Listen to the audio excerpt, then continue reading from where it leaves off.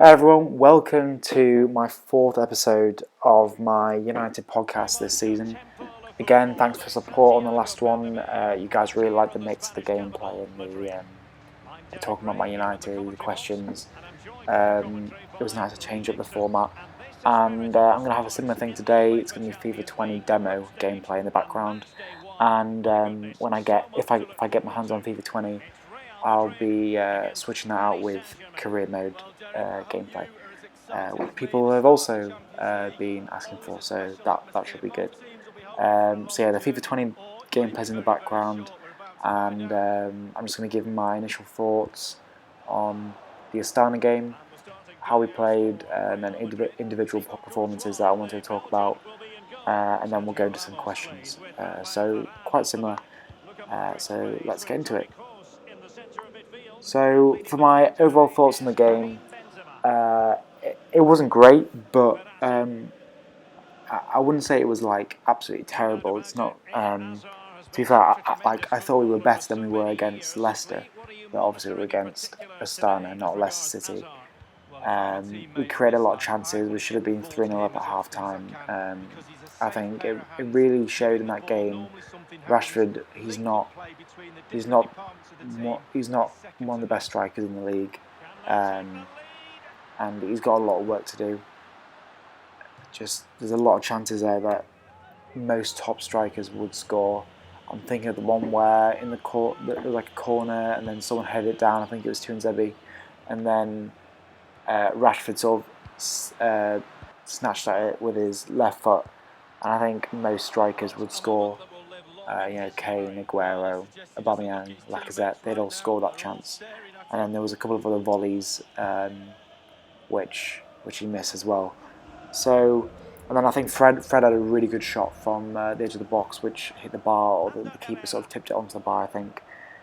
So yeah, it wasn't terrible. We were making chances, and we just couldn't break through because they were so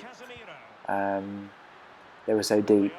And yeah, it's always going to be difficult when you're making, I think it was 9 changes from the Leicester game to this game. A lot of players who haven't played much so far, and we're sort of just throwing them all together in one team. That's what I was thinking. I'm going to talk about Greenwood, Fred, Chong, Gomez. Those are the ones that I sort of highlighted as the ones to talk about quite just briefly before we move on to the questions. But I think it's important to take into account when you're judging their performances is that they're not playing with the main team. They've literally all been thrown into like basically the ones that haven't been playing have all been playing together. So it's not like with Greenwood, you might not think his performance overall was that great, but he was playing with Gomez, Chong, Rashford, Fred, Matic instead of McTominay, Pogba, Martial, Rashford with that as well. So and that's not against like each of those players. It's just when you have them all together, you're obviously not going to do as well because they're not sharp and they haven't been gelling together as much. But let's start with Greenwood. I think Greenwood scoring. I posted yesterday. Greenwood scoring is the main. It makes the game worth it. It makes it if Greenwood can get like I don't know. I'm trying to think what's good for a European campaign. I'm trying to think what Mkhitaryan got. So if he got 6 goals in the Europa League this season, then being in the Europa League is worth it for Man United because wherever we can get him on the pitch, wherever we can get him scoring, it's worth it. Get him in the cup competitions. If he's not going to play in the Premier League yet, although I would start him against West Ham if James is not around. I don't think I want to have Pereira or Mata on the wing or Lingard. I'd rather Greenwood. But yeah, if we can get him scoring in the cup competitions and use this as it's like I posted yesterday. I'm quite excited for the Europa League this season. If we can play more like yesterday, just take our chances. It wasn't like when we were in the Europa League under Mourinho. I remember I think it was a game against Rostov or something. It was a Russian team, or it might not be a Russian team actually. But we were playing a team called Rostov, and it was 1-0 at home. Mata scored, but it was just such a boring game. We did nothing in the game. I'm thinking of like games like Anderlecht where we scraped through, Celta Vigo we scraped through. But if we can get a lot of games where we're dominating and we're creating chances, then I'm actually looking forward to it. And if Solskjaer's going to play teams like he played last night, maybe not for away games, maybe you might want to play McTominay or Lingard in there as well. But I'm looking forward to it, and just get Greenwood, get Gomez and Chong all scoring. Then I really think it's worth it. And just want to say well done to Mason Greenwood. Pretty much every United fan is behind you, and we just want to see you do well for Man United. So well done, Mason Greenwood. So another player that got his chance yesterday was Fred. I personally think he should be playing more, as he's an energetic midfielder that clearly has lots of quality, and we're just leaving him on the bench. I think he should play against West Ham, especially if Pogba. I thought Pogba was going to be back this weekend, but Solskjaer's just confirmed that he's injured. So I think we need Fred just for that, being energetic and getting up the pitch, pressing. I think Fred really fits into how Solskjaer wants to play. He's a bit erratic and he will do fouls, just like Pereira does when he goes in on someone. But I think Fred is a better player than Pereira, and I'd like to see him play. I thought Fred was pretty good against Astana. I didn't think he lit it up. His stats were pretty good, but watching the game, I didn't think he was amazing. But he did show glimpses, and I don't see him being any worse than our current midfielders. And I've said this before when I've given my main starting 11, is that I know these like the players that I'm choosing, they're not like, it's not an amazing team, but I think Fred is one of the best that we've got. So you may as well play him, give him a chance, because otherwise he's just going to be another flop, and I really want to see him do well. So hopefully his performance against Astana has changed Ollie's mind a bit, maybe, or brought him into contention a bit more. He hasn't been in the squad, has he, for these last couple of games? He was in against Leicester, but he hasn't really been in the squad. Neither has Dallo. So hopefully he's at least in the squad, and hopefully he starts. Maybe McTominay. Maybe you could play McTominay, Fred. I don't know if you play Pereira. Maybe play Matic and McTominay with Fred further up. Have Rashford, Greenwood, James as a front three. That might be quite good. I think I'd like to see that. So the other two youngsters that played along with Tuanzebe is Chong and Gomez, and they had different performances. I think it's fair to say a lot of people are pointing out Chong's performance, saying that he looks like he could benefit from a loan, and I can't disagree with that. I didn't think he really took his chance. It was a bit disappointing, but you know he's young. Not every player is going to have it like Greenwood or Rashford and suddenly light it up on his debut. Or like obviously he's had his debut before, but like he hasn't been that good in previous games either. But not everyone's going to burst onto the scene and do amazing from the off. So I guess he's going to be in the squad for this season. You may as well keep him around because he's a talent, and I wouldn't loan him out this season. Maybe next season. But it's like, if we're not getting players in, we're going to need another winger. We need like bodies in every position. So I don't think I'd get rid of him on loan. I do agree though. I think a loan would benefit him, but maybe not right now. I think I'd keep him in the squad, especially for these Europa League games, and we've got Rochdale coming up in the cup. So he'll get his chance. For Gomez, I thought he was pretty good. He had like some nice little turns and skills. So I think most people have been asking for Gomez to get a chance for a long time, and I think he took it. I was a bit surprised that Solskjaer took him off. I'm trying to think who he left on the pitch, but I think he should have kept Gomez on. But you know, Gomez got his chance at least, which is good. So most people know the talent that Gomez is, and I think a lot of people are worried that he's going to end up leaving because his contract actually runs out at the end of the season. And there's been rumours about him maybe going to Barcelona or something. So yeah, I think it's fans shouldn't pressurise Solskjaer so much into putting the youngsters in because it's like they're 17, 18 years old. But I guess he sort of brought it on himself really by getting rid of Lukaku, getting rid of Sanchez, not replacing them. The board didn't replace them with anyone apart from James, but I don't think you can really count him as a replacement. He was coming in anyway. So yeah, like that's what we've been left with. He has to use the youngsters. So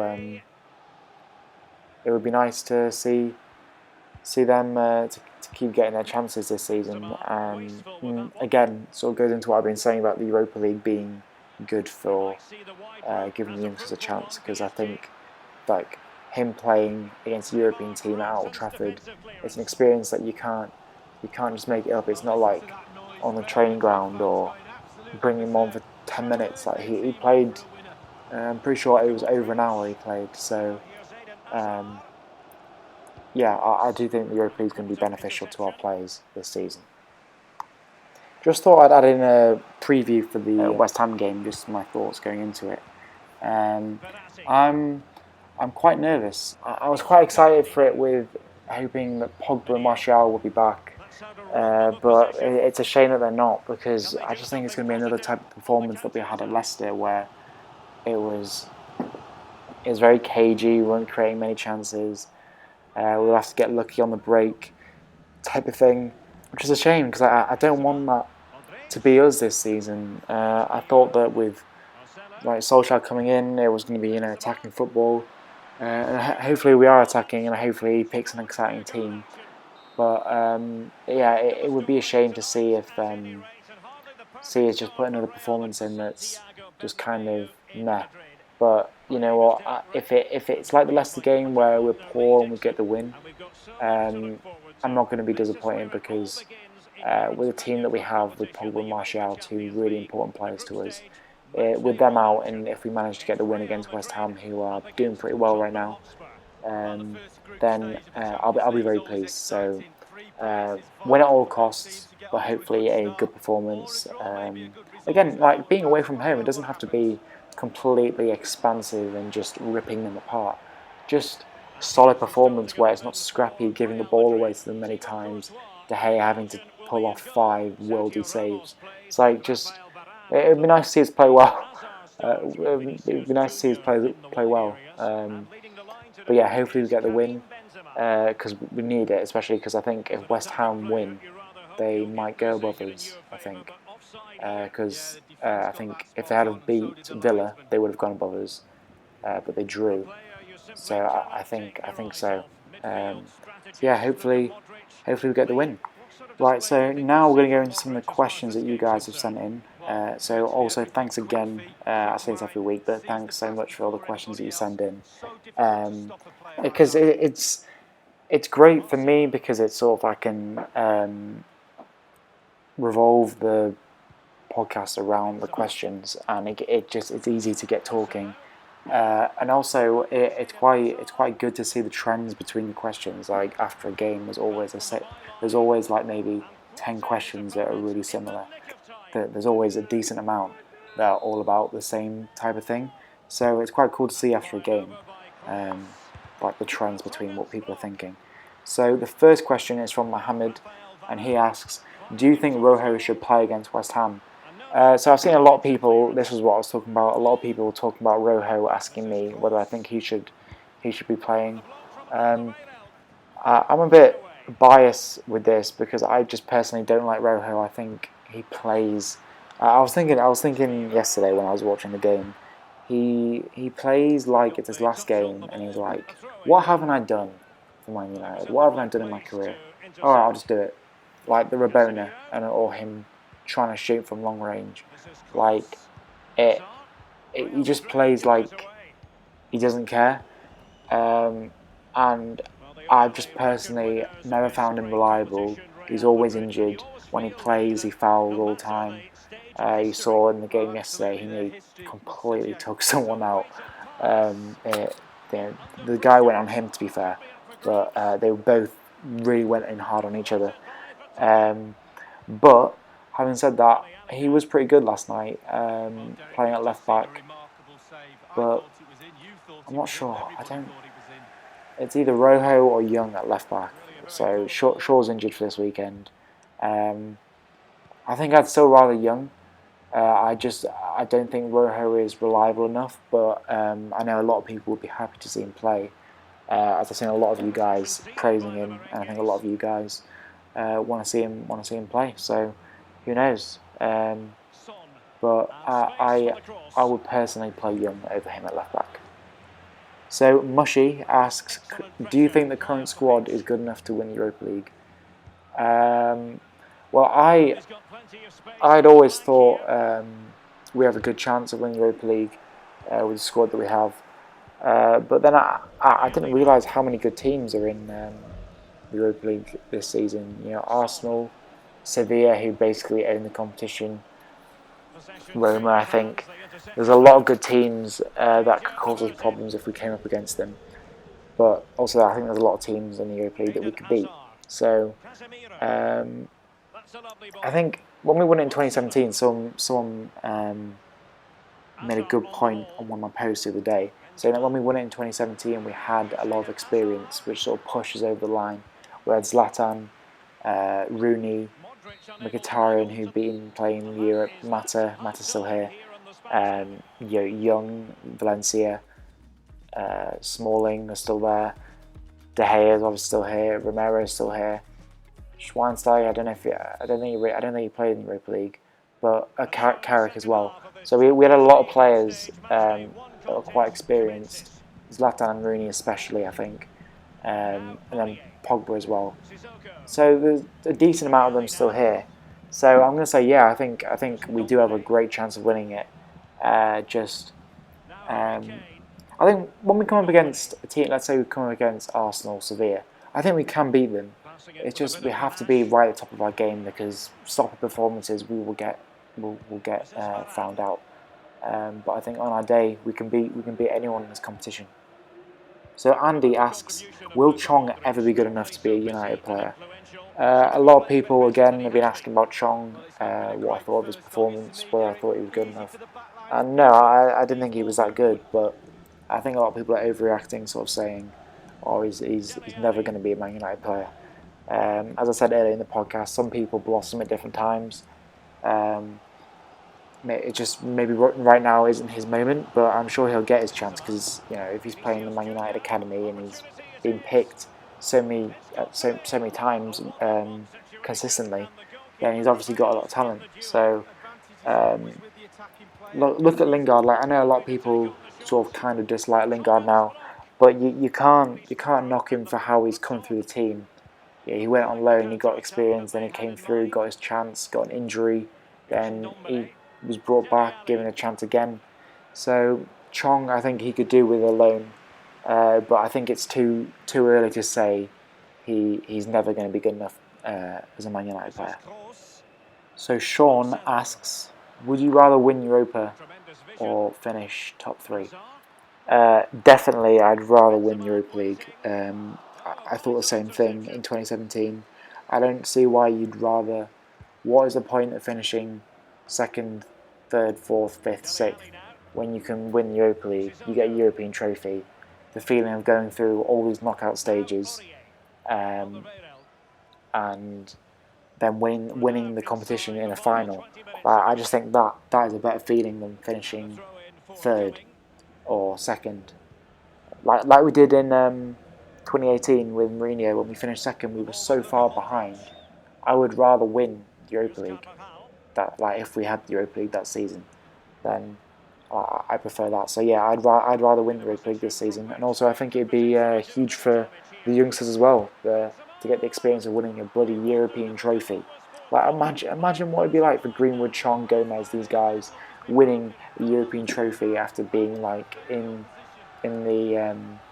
the team pretty much for most games. I'm sure when we get into I don't want to jump the gun, but let's say we go through to the knockout stages, we get out of our group, I'm sure Solskjaer will start bringing in the more experienced players, the better quality players, like maybe Pogba and Martial for the knockout games. But I'm sure they'll keep getting their chances off the bench and they'll play now and then. So it would be huge for them to win a European trophy. So yeah, I'd rather win the Europa League. So William asks, what's your opinion on Tuanzebe's performance? I've seen a lot of people banging on about Tuanzebe. They were quite happy with him. I thought he was decent. I didn't think he had much to do, but I think it was great to see how good he was on the ball.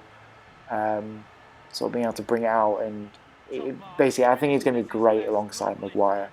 Or I think he'd probably be better alongside Maguire than he would with Lindelof, because Maguire's more of the presence and the bigger centre back, whereas I think Tuanzebe needs that kind of experience from Maguire.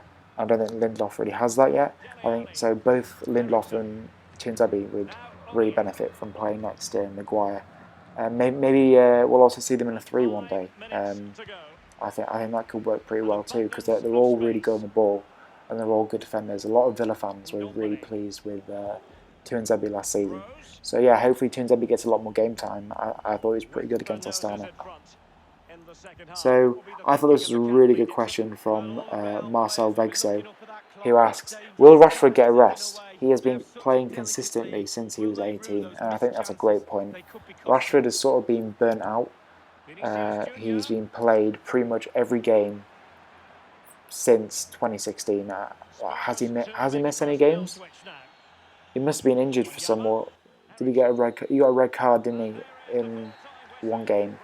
But like, the guy has just been played so much, and I think you've got to put it down to the club. They've managed it poorly. Obviously, it's a bit early to say, oh, his career's done, because obviously he's 21. He's got ages to go, and I'm sure he's going to have a good season for us. I think a lot of people have been pointing out that he's not scoring from open play, but I think it will come. But yeah, like we should have another striker. We shouldn't be like, Rashford, play. Like, we just haven't bought the right players. Under Mourinho, we should have bought more. When Zlatan was there, I don't know why people were making a huge deal out of Rashford not playing under Mourinho. I thought he played well, like so much.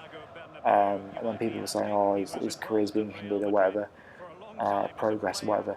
But I think he was being used fine, like maybe even too much. There was a stat where Rashford featured in every squad he was available for under Mourinho. And I think for someone his age, that is fine. That's good enough. We need another striker like how City have Jesus, but they also have Sergio Aguero. I'm trying to think of another example, but like they have their younger striker who's doing really well. I'm sure Jesus has been getting, or Jesus has been getting over 10 goals from most seasons he's been at Man City. But how many times has Rashford got over 10? I think the most he's had is 13 in one season. And then, when he had Zlatan, Zlatan scored a ridiculous amount of goals for a 36-year-old or whatever age he was. And then Lukaku as well was really good in his first season, didn't carry out in the second season, so it was more on Rashford.